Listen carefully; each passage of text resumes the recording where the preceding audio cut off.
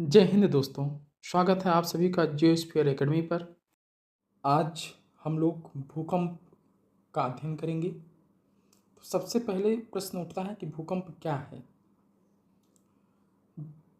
भूकंप का साधारण अर्थ है भूमि का कंपन। अगर साधारण शब्दों में देखा जाए तो भूमि में जो कंपन होता है उसे भूकंप कहते हैं, अर्थात पृथ्वी का हिलना भूकंप कहलाता है। दूसरे शब्दों में अचानक झटके से प्रारंभ हुए पृथ्वी के कंपन को भूकंप कहते हैं। अर्थात जब भूपटल पर कंपन होता है तो उसे हम भूकंप की संज्ञा देते हैं। भूकंप मानव के लिए एक विनाशकारी घटना है। जब किसी क्षेत्र में भूपटल पर कंपन होता है तो क्षण मात्र में अनेक परिवर्तन हो जाते हैं। सभी लोग भूकंप को पृथ्वी की सतह पर कंपन से समझते हैं। यदि हम पूरी पृथ्वी को लें तो यह पता चलता है कि किसी न किसी भाग में हर 2-3 घंटे में भूकंप आते रहते हैं, किंतु इनमें से अधिकांश अल्पकालीन एवं बहुत धीमे होते हैं, जिनको कभी कभी महसूस भी नहीं कर पाते हैं हम लोग। इस तरह के भूकंपों का अनुभव केवल ग्रहणशील यंत्रों के द्वारा ही किया जा सकता है। तीव्र भूकंप लंबे अंतराल से आते हैं। तीव्र भूकंप में कंपन की लहरें तालाब या समुद्र की पानी की लहरों के समान पृथ्वी की सतह पर चलती हैं। वे लहरें ऊपर उठती हैं, नीचे गिरते हुए आगे बढ़ती हैं, जिनके कारण पृथ्वी की सतह पर कंपन होता है और घर, पेड़ इत्यादि हिलने लगते हैं। 26 जनवरी 2004 26 जनवरी 2004 को कच्छ गुजरात भूकंप की घटना इसका प्रत्यक्ष प्रमाण रहा है। भूकंपीय तरंगें जो होती हैं वो प्रघाती तरंगें होती हैं, शॉक वेव्स होती हैं, जो भूगर्भिक दृष्टिकोण से रचनात्मक परंतु मानवीय दृष्टिकोण से विनाशात्मक तरंगें हैं। अब आगे हम देखते हैं भूकंप केंद्र तथा अधिकेंद्र। भूकंप आने से पहले वायुमंडल में रेडान गैसों की मात्रा में वृद्धि हो जाती है। ये काफ़ी इम्पोर्टेंट है, कई बार प्रश्न पूछा जाता है कि भूकंप आने से पहले वायुमंडल में किस गैस की मात्रा में वृद्धि होती है, तो रेडॉन गैस की मात्रा में वृद्धि होती है। अतः इस गैस की मात्रा में वृद्धि का होना उस प्रदेश विशेष में भूकंप आने का संकेत होता है। जिस स्थान से भूकंपीय तरंगें उत्पन्न होती हैं उसे भूकंप मूल, याद रखिए कि जहाँ से भूकंपीय तरंगें उत्पन्न हो रही हैं उसको भूकंप मूल यानी फोकस कहा जाता है, तथा जहाँ पर सबसे पहले भूकंपीय तरंगों का अनुभव किया जाता है उसे भूकंप केंद्र कहा जाता है।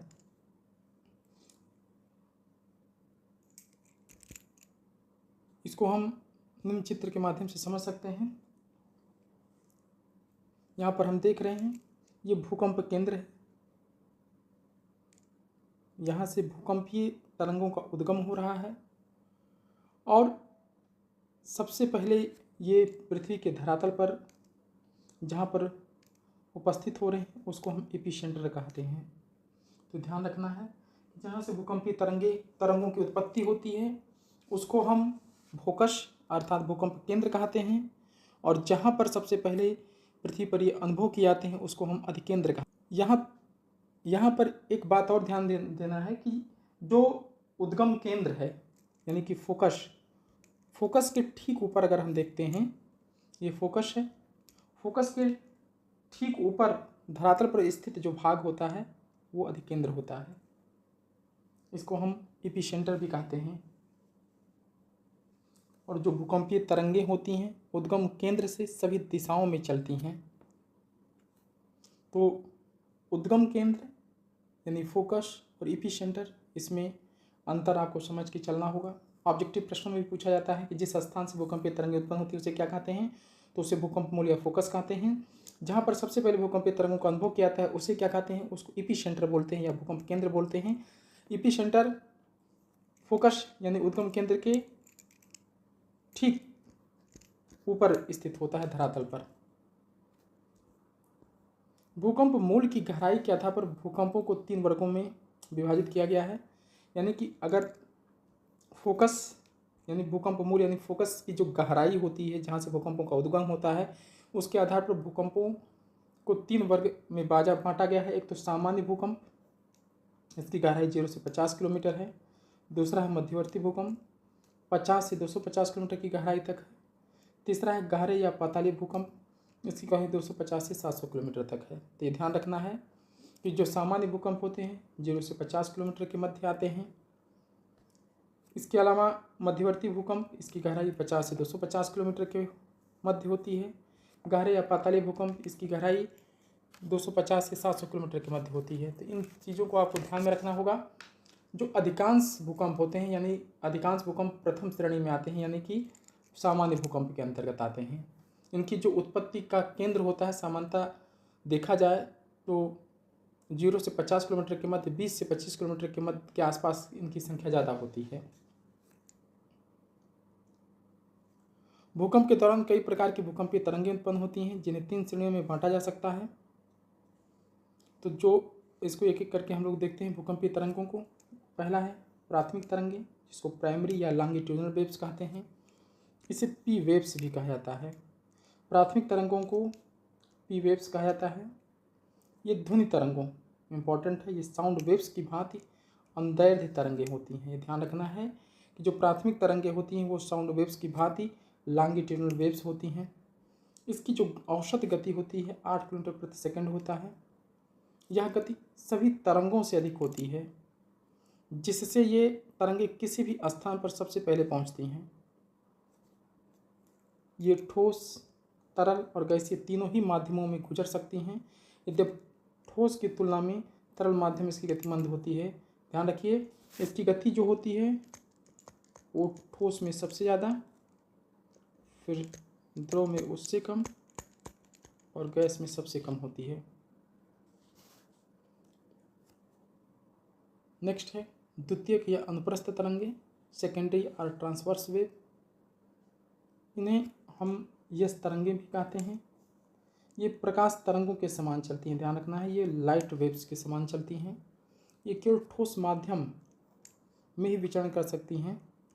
तरल माध्यम में प्रयालुप्त हो जाती हैं। काफ़ी इंपॉर्टेंट है। जो द्वितीयक तरंगे होती हैं, यानी जो अनुप्रस्थ तरंगें, जिनको हम यस तरंगे कहते हैं, केवल ठोस माध्यम में ही चल सकती हैं। तरल माध्यम में ये पूर्ण रूप से लुप्त हो जाती हैं। इसकी जो औसत गति है 6 किलोमीटर प्रति सेकंड होती है। नेक्स्ट है धरातली तरंगे, सरफेस या लॉन्ग पीरियड वेव्स, इन्हें यल तरंगे भी कहा जाता है। ये पृथ्वी के ऊपरी भाग को ही प्रभावित करती हैं। ये ठोस, तरल और गैस, ध्यान रखिए, ठोस, तरल, गैस तीनों माध्यमों में से गुजर सकती हैं। इसकी जो औसत गति है 3 से 4 किलोमीटर प्रति सेकंड होती है। इसकी गति बहुत धीमी होती है एवं यह सबसे देर से पहुंचती है, परंतु इसका प्रभाव सबसे विनाशकारी होता है। यानी कि जो यल तरंगे होती हैं वो धरातली या अर्थात धरातली तरंगे जो होती हैं वो सबसे विनाशकारी होती हैं। यहाँ पे ध्यान रखिए कि जो अगर गति की बात की जाए तो पी तरंगों की गति सबसे ज़्यादा, एस तरंगों की उससे कम तथा एल तरंगों की सबसे कम। अब देखते हैं हम लोग भूकंपों के प्रकार। जो भूकंप हैं उसके प्रकार कौन कौन से हैं। तो यहाँ पे हम देखते हैं कि पहला जो भूकंप का प्रकार है वो विवर्तनिक भूकंप, अर्थात टेक्टोनिक भूकंप। जैसा कि इसके नाम से ही विदित है, ये जो भूकंप हैं ये विवर्तनिक भूकंप जो होते हैं, इस प्रकार के भूकंप सर्वाधिक होते हैं। भ्रंश तल के किनारे चट्टानों के सरकने से आते हैं, यानी प्लेटों में जो गतियाँ पाई जाती हैं उन गतियों के कारण इनकी उत्पत्ति होती है। वहीं दूसरा है ज्वालामुखी जन्य भूकंप। जैसा कि नाम से ही विदित है, ये भूकंप ज्वालामुखी उद्गार से पैदा होते हैं और काफ़ी विनाशकारी होते हैं। ज़्यादातर ये भूकंप सक्रिय एक्टिव वोल्केनो जो होते हैं उन क्षेत्रों तक सीमित होते हैं। नेक्स्ट है नियात यानी कोलैप्स भूकंप। खनन क्षेत्रों में कभी कभी भूमिगत खानों की जो छत होती है वो ढह जाती है और उसके ढहने से आसपास के क्षेत्र में हल्के झटके महसूस होते हैं, जिसे नियात भूकंप कहा जाता है। अगला है विस्फोट भूकंप। जो विस्फोट भूकंप होते हैं कभी कभी मानवीय परमाणु बम या रासायनिक विस्फोट का या विभिन्न प्रकार के बमों का परीक्षण किया जाता है, उससे भूमि में कंपन प्रारंभ हो जाता है। इस प्रकार इसको विस्फोटक भूकंप भी कहते हैं। अगला है बांध जनित भूकंप। बड़े बड़े बांधों के पीछे विशाल जलाशय बनाए जाते हैं। इससे क्या होता है कि इसके भार जो धरातल होता है, धरातल के भार का जो संतुलन होता है वो बिगड़ जाता है। इसके कारण भूकंप उत्पन्न होते हैं। जैसे 1967 में 1967 में कोयना का भूकंप, कोयना भूकंप इसी प्रकार का भूकंप था। अब आगे हम लोग देखते हैं मापन। जिन संवेदनशील यंत्रों द्वारा भूकंपीय तरंगों की तीव्रता मापी जाती है उन्हें भूकंप लेखीय या सिस्मोग्राफ कहते हैं। तो ये ध्यान रखना है कि जो इस भूकंपीय तरंगों का मापन होता है वो किससे होता है? सिस्मोग्राफ से होता है। इसके 3 स्केल हैं। पहला है रिक्टर स्केल। रिक्टर स्केल या गणितीय मापक है। ये ध्यान रखना है कि जो रिक्टर स्केल है ये गणितीय मापक है, यानी लॉगरिथम पर आधारित है। इससे तीव्रता का मापन नहीं बल्कि परिमाण का मापन किया जाता है। ध्यान रखना है कि जो रिक्टर स्केल होता है इससे परिमाण का मापन किया जाता है। परिमाण का तात्पर्य है मुक्त होने वाली ऊर्जा। यहाँ पे परिमाण का तात्पर्य है मुक्त होने वाली ऊर्जा, इसका मापन किया जाता है। इसके लिए खुला पैमाना होता है। खुला पैमाना का तात्पर्य है कि 0, 1, 2, 3, 4, 5, 6, 7, 8, 9 इस तरह। और रिक्टर स्केल पर प्रत्येक अगली इकाई पिछली इकाई की तुलना में 10 गुना अधिक तीव्र होती है। ये ध्यान रखना है कि जो रिक्टर स्केल पर अगर देखा जाए तो इनकी जो अगली इकाई होती है पिछली इकाई की तुलना में 10 गुना अधिक तीव्रता रखती है। यहाँ पे देखते हैं कि 10 गुना तीव्रता का तात्पर्य क्या है। फिर यह जैसे 0, 1, 2, 3, 4, 5, 6, 7, 8, 9। अब अगर हम लेते हैं कि बिंदु 1 पे जो तीव्रता है मान लेते हैं कि 1 kg TNT के बराबर है। अगर ऊर्जा उत्पन्न हो रही है 1 kg TNT के बराबर अगर ऊर्जा उत्पन्न हो रही है, तो अगर हम पैमाना 2 पर अगर पहुंचते हैं तो यहाँ पर क्योंकि ये लॉग स्केल पर आधारित होता है और ये अगली जो इकाई होती है पिछली इकाई की तुलना में 10 गुना, यानी ये इससे 10 गुना ज़्यादा जो है यहाँ पर ऊर्जा उत्पन्न होगा। यानी कि अगर यहाँ पे 1 kg की ऊर्जा उत्पन्न हो रही है तो यहाँ पे 10 kg का और 10 kg TNT के बराबर ऊर्जा उत्पन्न होगा। वहीं अगर हम बिंदु 3 पर पहुँचते हैं तो यहाँ से 10 गुना ये हुआ, यहाँ से 10 गुना, 0 से 10 गुना ये, यहाँ इसका 10 गुना ये, यानी कि यहाँ पर अगर 1 kg है TNT के बराबर ऊर्जा उत्पन्न हो रही है तो 2 पर 10 kg की TNT के बराबर ऊर्जा उत्पन्न होगी। 2 से 3 पर अगर पहुँचेंगे तो 10 का 10 गुना यानी कि 100 kg TNT के बराबर ऊर्जा उत्पन्न होगी। आगे अगर हम जाएंगे 4 बिंदु 4 पर तो 100 का फिर 10 गुना कर देंगे तो 1000 TNT। इसी क्रम में ये आगे बढ़ता रहता है। तो ध्यान ये रखना है कि रिक्टर स्केल में जो हम मापन करते हैं वो तीव्रता का मापन ना करके उसका परिमाण मापते हैं। परिमाण यानी कि ऊर्जा का मापन किया जाता है। और रिक्टर स्केल में जो प्रत्येक अगली इकाई होती है पिछली इकाई की तुलना में 10 गुना अधिक तीव्रता रखती है। नेक्स्ट है मर्केली स्केल। यह अनुभव प्रधान स्केल है। ध्यान रखना है कि अनुभव प्रधान स्केल है। इसमें तीव्रता का मापन किया जाता है। जो मर्केली स्केल होता है तीव्रता का मापन करता है। इसका परास जो होता है 1 से 12 तक के मध्य होता है। नेक्स्ट है मर्केली स्केल और रिक्टर स्केल में अंतर यही है कि मर्केली स्केल में तीव्रता का मापन होता है और रिक्टर स्केल में परिमाण का मापन हो रहा है। राशिफेरल स्केल इसका मापक जो होता है 1 से 11 तक के मध्य परास इसका रखा गया है। नोट देख लेते हैं, कुछ इंपॉर्टेंट फैक्ट हैं यहाँ पे। समान भूकंपीय तीव्रता वाले स्थानों को मिलाने वाली रेखा को समभूकंपीय रेखा या भूकंप समघात रेखा, इसको आइसोसिस्मल लाइंस कहा जाता है। ध्यान रखिए कि अगर समान भूकंपीय तीव्रता वाले स्थान को मिलाने वाली जो रेखा होती है उसको आइसोसिस्मल लाइन कहते हैं। वहीं एक ही समय पर आने वाले भूकंपीय क्षेत्रों को मिलाने वाली रेखा को होमोसिस्मल लाइन। अगर एक समय पर आने वाले जो भूकंप के क्षेत्र होते हैं उसको मिलाने वाली रेखा जो होती है उसको बोला जाता है होमोसिस्मल लाइन। और समान भूकंपीय तीव्रता वाले स्थान को मिलाने वाली रेखा को आइसोसिस्मल लाइन बोला जाता है। भूकंप उत्पत्ति के कारण जो हैं, भूकंप उत्पत्ति के कारणों को अगर देखें तो दो कारणों में प्राकृतिक कारक और मानवीय कारक में विभाजित करके देखा जा सकता है। प्राकृतिक कारक के अंतर्गत अगर हम देखते हैं तो प्लेट विवर्तन की, दूसरा ज्वालामुखी, भूस्खलन, उल्कापात, समस्थितिक। मानवीय कारकों में बांध प्रेरित है, प्रत्यास्थ चलन है, खनन क्रिया है, बम विस्फोट है। ये सब भूकंप की उत्पत्ति के प्रमुख कारकों में से हैं। नेक्स्ट है भूकंपों का वैश्विक वितरण। विश्व में भूकंपों का वितरण उन्हीं क्षेत्रों से संबंधित है जो भूगर्भिक रूप से अपेक्षाकृत कमजोर तथा अव्यवस्थित हैं। भूकंप के ऐसे क्षेत्र मोटे तौर पर दो विवर्तनिक घटनाओं से संबंधित हैं, एक तो प्लेट के किनारों के सहारे, दूसरा भ्रंशों के सहारे। विश्व में भूकंप की कुछ विस्तृत पेटियां इस प्रकार हैं। पहला है प्रशांत महासागरीय पेटी।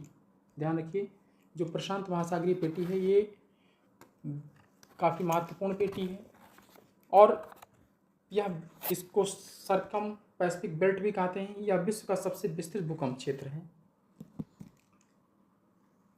जहां पर संपूर्ण विश्व का लगभग 63% भूकंप आता है। इस क्षेत्र में संपूर्ण विश्व के लगभग 63% भूकंप आते हैं। इस क्षेत्र में अगर देखेंगे तो अलास्का हो गया, कैलिफोर्निया हो गया, चिली हो गया, जापान, फिलीपींस, न्यूजीलैंड इत्यादि को रखा जाता है। यहाँ भूकंप का जो सीधा संबंध होता है वो प्लेटीय अभिसरण, यहाँ पर प्लेटों का अभिसरण हो रहा होता है। भूप्रपटी की चट्टानी संस्तरों में भ्रंशन होता है, ज्वालामुखी सक्रियता है, इसलिए इन क्षेत्रों में भूकंप सबसे ज़्यादा आते हैं। वहीं जो दूसरा बेल्ट है मध्य महाद्वीपीय बेल्ट, मध्य महाद्वीपीय बेल्ट, मिड कॉन्टिनेंटल बेल्ट। इस पेटी में विश्व के 21% भूकंप आते हैं। यह प्लेटीय अभिसरण का क्षेत्र है, यहाँ पर प्लेटों का अभिसरण हो रहा होता है एवं इसमें आने वाले अधिकांश भूकंप संतुलन मूलक या भ्रंश मूलक हैं। यह पट्टी जो है केप वर्डे से आरंभ होकर अटलांटिक महासागर, भूमध्य सागर को पार कर आल्प्स, काकेशस, हिमालय जैसी नवीन पर्वत श्रेणियों से होते हुए दक्षिण की ओर मुड़ जाती है। भारत का जो भूकंप क्षेत्र है इसी बेल्ट में है। अब अगला है मध्य अटलांटिक पेटी, मिड अटलांटिक बेल्ट। यह मध्य अटलांटिक कटक में स्पिट्सबर्जन तथा आइसलैंड जो कि उत्तर की तरफ है और बोवेट द्वीप जो कि दक्षिण की तरफ है, उत्तर से दक्षिण में विस्तृत है। इसमें सर्वाधिक भूकंप भूमध्य रेखा के आसपास पाए जाते हैं। नेक्स्ट है अन्य क्षेत्र। इसमें पूर्वी अफ्रीका की लंबी भूभ्रंश घाटी है, अदन की खाड़ी से अरब सागर तक का क्षेत्र है, हिंद महासागर की भूकंपीय पेटी भी इसमें सम्मिलित है। इसको हम आगे चित्र के माध्यम से समझने का प्रयास करते हैं। विश्व के भूकंप क्षेत्र यहाँ पर देख रहे हैं, एक तो परिप्रशांत मेखला, दूसरा मध्य अटलांटिक मेखला, मध्य महाद्वीपीय मेखला तथा अन्य। इसको एक एक करके हम देखते हैं चित्र को।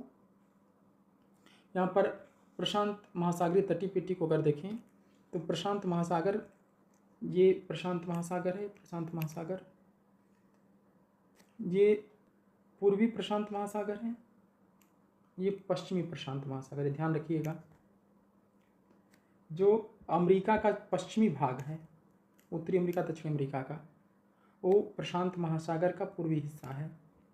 वहीं एशिया का जो पूर्वी भाग है प्रशांत महासागर का पश्चिमी हिस्सा है। तो यहाँ पर अलास्का से लेकर के, अलास्का हो गया, कैलिफोर्निया हो गया, मध्य अमेरिका होते हुए चिली तक ये फैला हुआ है। वहीं ये जापान, फिलीपींस, इधर न्यूजीलैंड तक विस्तृत है। तो ये पेटी हो गया। इस पेटी में जो भूकंप आते हैं वो सर्वाधिक भूकंप यहीं पे आते हैं। 63% भूकंप प्रशांत पेटी के अंतर्गत आते हैं, प्रशांत महासागरीय पेटी के अंतर्गत आते हैं। और इसमें जो भूकंप आने का जो कारण होता है वो प्लेटीय अभिसरण हो रहा है। यहाँ पर जैसा कि हम देख रहे हैं कि ये उत्तर अमेरिकी प्लेट, दक्षिण अमेरिकी प्लेट पश्चिम की तरफ जा रहा है, प्रशांत प्लेट इधर की तरफ आ रहा है। यहाँ पे प्रशांत महासागरीय प्लेट और उत्तरी अमेरिकी, दक्षिण अमेरिकी प्लेटों का अभिसरण हो रहा है। वहीं इधर एशिया और प्रशांत महासागरीय प्लेटों का अभिसरण हो रहा है, जिसके कारण से यहाँ पे असंतुलन की स्थिति उत्पन्न हो रही है और भूकंप आ रहे हैं। भूप्रपटी की यहाँ पे इन क्षेत्रों में ज्वालामुखी क्रियाएं लगातार सक्रिय हैं। इस वजह से भी यहाँ पर भूकंप लगातार आते रहते हैं। दूसरा है मध्य महाद्वीपीय पेटी। ये मध्य महाद्वीपीय पेटी है। मध्य महाद्वीपीय पेटी में विश्व के 21% भूकंप आते हैं। या केप वर्ड से आरंभ होकर अटलांटिक महासागर, इधर अटलांटिक महासागर, भूमध्य सागर और उसको पार करके आल्प्स, काकेशस, हिमालय जैसे नवीन प्रदर्शनियों से होती है, दक्षिण की ओर आकर के ये मुड़ जाती है। भारत का भूकंप क्षेत्र इसी पेटी में आता है। अगला है मध्य अटलांटिक पेटी। मध्य अटलांटिक पेटी में अगर देखेंगे तो ये आइसलैंड, उत्तर में आइसलैंड से लेकर के दक्षिण में ये बोवेट द्वीप तक फैला हुआ है। इनमें सर्वाधिक जो भूकंप है भूमध्य रेखा के आसपास के क्षेत्रों में, इन क्षेत्रों में ज़्यादा भूकंप आते हैं। ये मध्य अटलांटिक पेटी है। सामान्यतः इस पेटी में कम तीव्रता के भूकंप आते हैं। इनका संबंध प्लेटों के अपसरण रूपांतरण से, यहाँ प्लेटों का अपसरण हो रहा है, प्लेटें एक दूसरे से दूर जा रही हैं। अन्य क्षेत्रों में देखें अगर तो पूर्वी अफ्रीका की लंबी भूभ्रंश घाटी, ये अफ्रीका की भूभ्रंश घाटी, इन क्षेत्रों में अरब सागर तट क्षेत्र और ये हिंद महासागर का जो क्षेत्र है, ये भूकंपीय पेटी अन्य के अंतर्गत सम्मिलित किया जाता है। आगे देखते हैं भूकंपों का क्या प्रभाव पड़ता है। भूकंपों के नकारात्मक प्रभाव, सकारात्मक प्रभाव दोनों पड़ते हैं। नकारात्मक प्रभाव के अंतर्गत जान माल का अति क्षति होता है, आग की घटनाएं होती हैं, भूकंप आने से समुद्रों में सुनामी की उत्पत्ति हो जाती है, सागरों में पौधों के टूटने से बाढ़ की घटना उत्पन्न हो सकती है, इससे धरातल पर दरारें आ सकती हैं, विभिन्न जो मानव निर्मित इंफ्रास्ट्रक्चर होते हैं उसमें दरारें आ सकती हैं, घरों में टूट फूट हो सकता है।